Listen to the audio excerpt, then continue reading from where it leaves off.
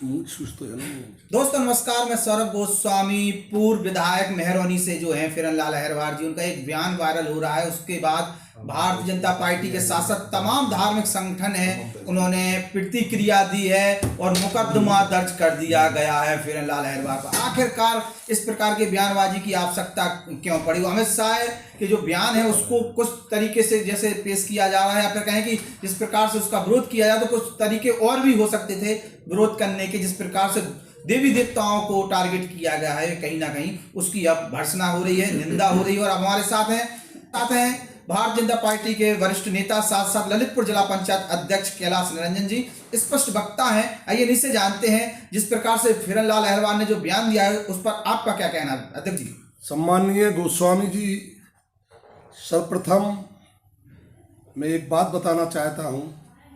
फिरन लाल अहिरवार जी पूर्व विधायक है जो बसपा के रहे हैं, वो हमारे पैतृक ग्राम मिर्चवाड़ा, थाना कोतवाली, ललितपुर के निवासी हैं और मैं भी वहीं का निवासी। मुझसे वे फिरन लाल जी छोटे हैं उम्र में। चूँकि फिरन लाल जी बड़ी गरीबी से पले पुसे हैं, एक सत्य है, और ये 4.25 पास है, 4-5 नहीं है। और ईमानदारी की बात ये है कि जानवरों को चराते थे। कुछ दिन इसके बाद इन्होंने कारीगरी की, जो मकानों के कारीगर होते हैं, पुलिया बनाने के, उसके बाद ये बहुजन समाज पार्टी से जुड़ गए। जुड़ने के बाद सम्माननीय मायावती जी की सरकार आई। उस सरकार में ये इनको निगम का किसी बोर्ड का उपाध्यक्ष बनाया। उसके बाद इन्होंने बहन जी से मिलकर के जिला अध्यक्ष बसपा की कुर्सी हथियाई।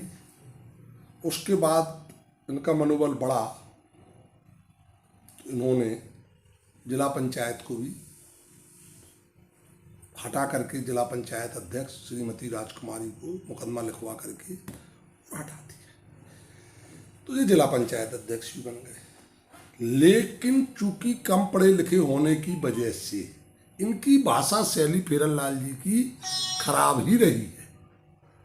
जब ये जिलाध्यक्ष बने, बहुजन समाज पार्टी की सरकार आई, तो इन्होंने किसी से ढंग से नहीं बोले।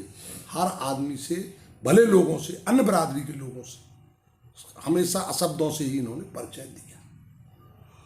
विधायक कैसे बन गए? अब विधायक बनने का कारण रहा कि जैसे ही चुनाव हुआ 2012 में, तो ये चुनाव लड़ा दिया गया इनको।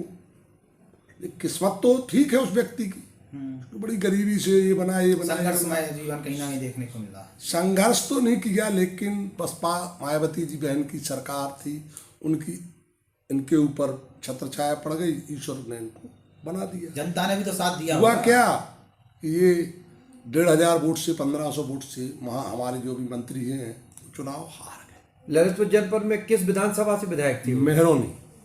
उस बसपा से 12 से 17 तक रहे, लेकिन इनकी भाषा शैली बहुत गलत रहती है, आज भी मैं कहता हूँ। जो उन्होंने बयान दिया है, अब उनके पहले तो मैं उनके जो उन्होंने अशब्द भाषा का प्रयोग किया है सनातन धर्म के लिए, सम्माननीय गृह मंत्री अमित शाह जी के लिए और ईश्वर के लिए, मैं उनकी जितनी भर्त्सना कर सकता हूँ वो निंदा करता हूँ। एक दूसरा, मैं आपको एक बात और बताना चाहता हूँ कि सम्माननीय फिरन लाल जी ये समझ लें, ईश्वर और महापुरुषों में बहुत अंतर है। महापुरुष कभी ईश्वर नहीं बन सकता है, ईश्वर प्रकृति है,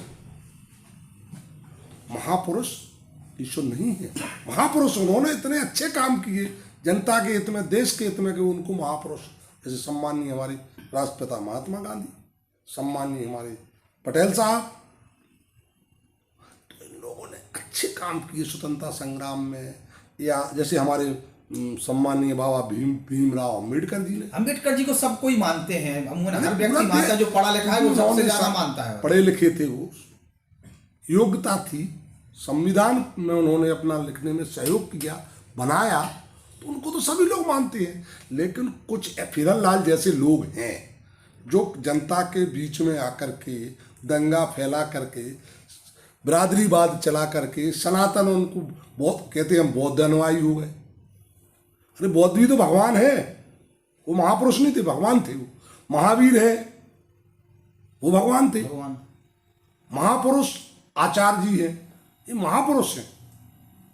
आचार्य श्री हैं जैनियों के, जैसे हम लोगों के आपने देखा है। तो ऐसे शब्दों का इन्होंने जो प्रयोग किया है वो घोर निंदनीय है। और आगे यदि ये ऐसे ही करते रहे तो जनता इनको बख्शेगी नहीं। और मुझे लगता है कि सनातन धर्म वालों को, मैं भी उनके साथ हूँ, इस तरीके से बयानबाजी करने वाले, चाहे वो फिरन लाल हो, चाहे वो देश की प्रदेश की कितनी भी बड़ी हस्ती हो, इनको दंड मिलना चाहिए। और ईश्वर चाहेगा, यहाँ के अधिकारी चाहेंगे, और हमारी सरकार चाहेगी, और जनता चाहेगी तो दंड निश्चित रूप से मिलेगा।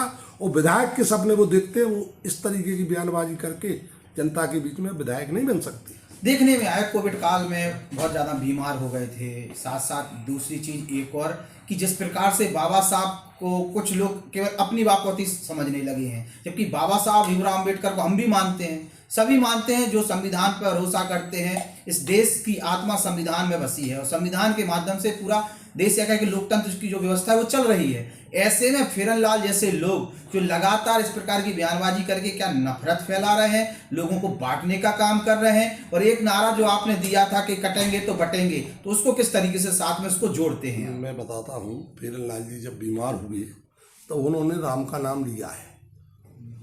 ये नहीं कहा होगा महात्मा गांधी जी बचाओ, पटेल जी बचाओ, अंबेडकर जी बचाओ। उस समय तो ईश्वर ही याद आते हैं। राम है, कृष्ण है, शंकर है, माता देवी है, पार्वती है। इसी को कहते हैं हनुमान जी, जय हो बजरंगबली बचाओ, हम सत्यनारायण की कथा करेंगे। महापुरुषों को विकास के नाम पे याद किया जाता है। अब बांटने की बात हो गई तो लोगों ने, हर जाति के लोगों ने उनको, अपनी अपनी जाति के लोगों को बांट लिया है, उनकी जयंतियाँ मनाते हैं। तो जो हमारे समाज में दलित समाज से, चूँकि अंबेडकर जी को ये मानते हैं कि जी हमारी समाज से है फिरन लाल जी, तो उनको भगवान मानते, ठीक है भगवान मानते रहो, लेकिन दूसरे के भगवानों को गाली तो ना दो। तो मेरा तो यही सोच है कि फिरन लाल जी ने जो सनातन धर्म का अपमान किया है और भगवान का अपमान किया है, उनको दंड ईश्वर देगा। यदि सरकार और जनप्रतिनिधि या हम आप नहीं दे सकते हैं तो ईश्वर तो निश्चित दे रहा है और देगा। अब रह गई कटे और बटे की बात मानवर, तो अभी मैं सम्माननीय राजा खेत सिंह जी दुधदेव, कंगार देव जुदेव की जन्म शताब्दी में गया था। मुझे भी बोलने का मौका मिला तो मैंने एक शब्द कहा, चूंकि गायक गा रहा था, एक रहेंगे नेक रहेंगे, इसलिए समाज में एक रहो। उसके बाद मुझे बोलने का मौका मिला गायक के बाद, तो मैंने कहा गायक जी अभी जो गा रहे थे, तो मैंने कहा मानवर, मोदी जी, योगी जी ने जो नारा दिया है, एक रहो नेक रहो, बटोगे तो कटोगे, ये समाज के लिए नहीं दिया है। एक समाज ताकतवर हो जाए और फिर वो दूसरी समाजों को परेशान करे। ये सनातन के लिए दिया है कि सनातन एक रहेगा तो नेक रहेगा, और एक और नेक रहेगा और बटेगा तो कटेगा। अपन लोग यार पूरा सनातन, जैसे फिरन लाल जी बोल रहे तो बट रहा है तो कट जाएगा, निश्चित लड़ाई होगी, दंगे फैलाएंगे, आपस में ही लड़ जाएंगे। फिरन लाल जी ने तो ऐसा जहर फैला ही दिया है। जो सम्मान फिरन लाल जी को ललितपुर जिले में पूर्व विधायक के रूप में मिल रहा था, वो सम्मान पाने लायक नहीं रहेगा जी समाज में। अध्यक्ष जी एक बात और, जिस प्रकार से उन्होंने सीधे सीधे भगवान को टारगेट किया है, भगवान के अस्तित्व को टारगेट किया है, तो सीधे सीधे एक बात हमें कहना चाहेंगे, लोग भी कह रहे थे, कल भी इस प्रकार की चर्चाएं आ रही थी कि जब उन्होंने भगवान को कहा तो जो भी, चाहे वो कोई भी वर्ग हो, चाहे मुस्लिम हो, चाहे हिंदू सिख ईसाई सब हो, ये कहीं ना कहीं किसी, जो व्यक्ति भी भगवान को मानता है या उसकी अपने घर के पुजोरियों में एक आस्था है कि जो हमारे भगवान है, तो अगर ऐसे लोगों को कहीं ना कहीं वो कुठाराघात नहीं पहुंचा रहे हैं।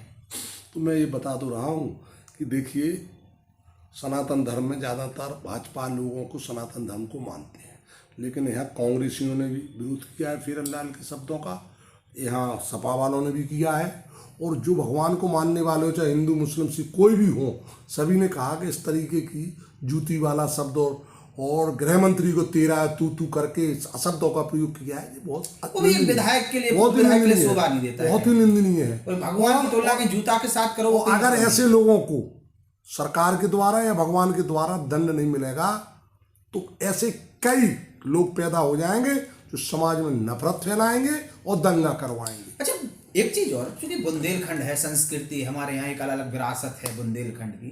बुंदेलखंड के कई गायक बहुत अश्लीलता फैला रहे होंगे। अभी अभी एक वीडियो आया है और वो कुछ किस कहीं उसकी चर्चा ही कर रहे हैं, तो बहुत बड़ा वो है। तो इस वीडियो में चूंकि आप ही के क्षेत्र के हैं, वो बिरदा क्षेत्र के आते हैं, गायक हैं, और उन्होंने जिस प्रकार से उस वीडियो में अश्लीलता फैलाई, वो महिलाएं साथ में मंच में बैठी हुई हैं, उस पर क्या कहेंगे आप? माननीय सौरभ जी, इस समय जो संस्कृति को बड़ा नुकसान फैला रहे हैं पैसा कमाने के चक्कर, ज़्यादातर लोग। जय सिंह राजा की बात कर रहे हैं, हमारे खतमा क्षेत्र से आते, हमारा गांव भी वहीं पड़ता है। वो जिला पंचायत का सदस्य का चुनाव 2 बार मुझे साथ लड़ चुके हैं। उनकी जमानत जब्त हो जाती है, 800 से 1000 वोट दोनों बार आए, लेकिन वे लोक गायक बन गए, लोकगीत गायक बन गए, बुंदेलखंडी लोकगीत गायक बन गए।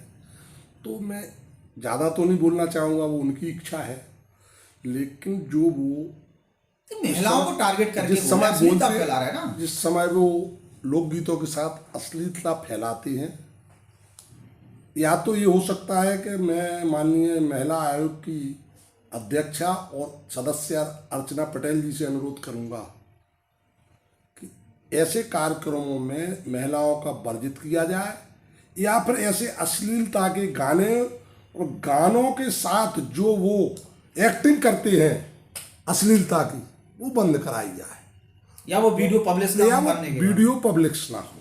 लेकिन वो पैसा कमाने के चक्कर में इन सब चीज़ों को अपनी वो लोकप्रियता दिखाने में महिलाओं के सामने ये बहुत ही गंदा कृत्य है।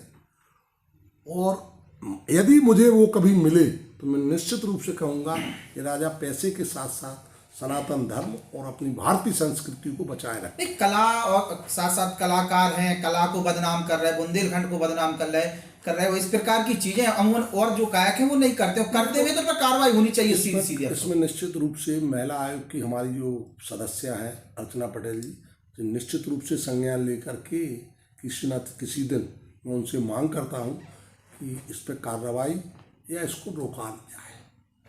तो हमारे साथ कैलाश रंजन जी थे, जिला पंचायत अध्यक्ष, और जिस प्रकार से फिरनलाल अहिरवार जी के बयान के बाद जो राजनीति गरमाइया कहेंगे पूरे देश में इस समय बाबा साहब को लेकर एक राजनीति गरमाई और बाबा साहब को लेकर एक टारगेट किया जा रहा है। और जबकि बाबा साहब भीमराव अम्बेडकर को हर कोई मानता है, खासतौर से जब बाबा साहब के सिद्धांत फिरनलाल जी नहीं मानते हैं तो फिर क्या कहेंगे। बाबा साहब ने कहा था पढ़िए, पहले तो आप अगर पढ़े लिखे होंगे तो आपको सब कुछ नॉलेज होगी और सब कुछ आपको आपके हक सब मिल जाएंगे। लेकिन फिरनलाल जी जो खुद नहीं पढ़ पाए, जनता ने आशीर्वाद दिया, सर्व समाज का वोट लेके विधायक बन गए, और उसके बाद इस प्रकार के शब्द जो निकले हैं उनसे, एक प्रकार से जहर सा उन्होंने निकाला है, उससे लोग नाराज हैं, अपने आप को ठगा हुआ महसूस कर रहे हैं। और धार्मिक संगठन लगातार विरोध कर रहा है, मुकदमा के ऊपर लगातार दर्ज हो रहे हैं, उनकी संपत्ति की कुछ जांचें भी चल रही हैं, जिस प्रकार से शिकायती पत्र प्रशासन के पास आ रहे हैं, और कुछ बड़ी कार्रवाइयां भी हम लोग देख सकते हैं। इस प्रकार की जो है सूत्रों द्वारा बातें हम लोगों के सामने आ रही हैं। अध्यक्ष जी और कुछ कहेंगे?